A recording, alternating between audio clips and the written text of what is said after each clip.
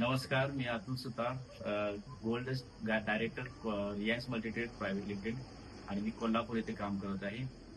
तर हे माझे शिक्षक आहेत शाळेतले आणि यांना 15 वर्षापासून मधुमेहाचा त्रास होता, डायबेटिसचा.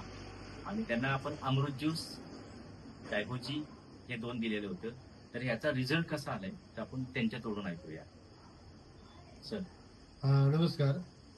मला 15 वर्षापासून मधुमेहाचा त्रास होत होता. 260 माझी साखर होती जेवल्यानंतर.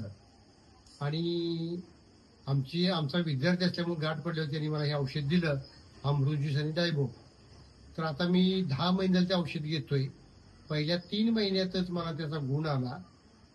110 साखर ही जेवायच्या अगोदर होती आणि जेवल्यानंतर 136 झाली आणि मलाही फार आनंद झाला.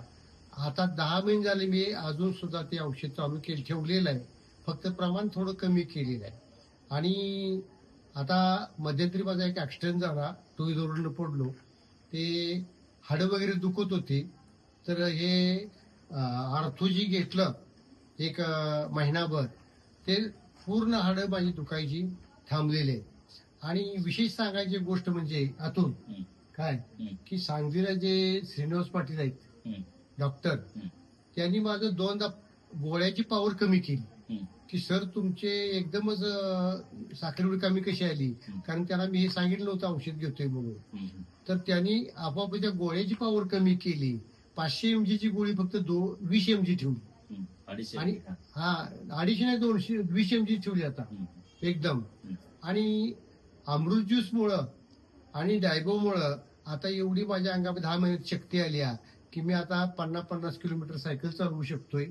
रानामध्ये 5-6 तास काम करू शकतोय. तरी माझा उत्साह कमी आलेला नाही. तर खरोखर की एक देवदूत भेटल्यागत आमची भेट झाली. आणि या भेटीमुळं मी पूर्ण आता डायबो मुक्त म्हणजे मधुमेह मुक्त झालेला आहे. याचा मला आनंद फार झालेला आहे. आणि म्हणून मी ते विद्यार्थी असल्यामुळं त्यांना वरचेवर बोलवतो. आणि माझ्याबरोबर सर सांगायचं म्हणजे जवळ 20 लोक की माझे पाहुणे पै, माझे मित्रमंडळी माझा रिपोर्ट बघून, माझ्या रिपोर्टवरचं ते डॉक्टरांचे शेरे बघून 20 लोकांनी माझ्याकडं औषध आता घ्यायला सुरुवात केलेली आहे. आणि त्या लोकांना आता गुण यायला लागलेला आहे आणि त्याचा आनंद मला फार आहे.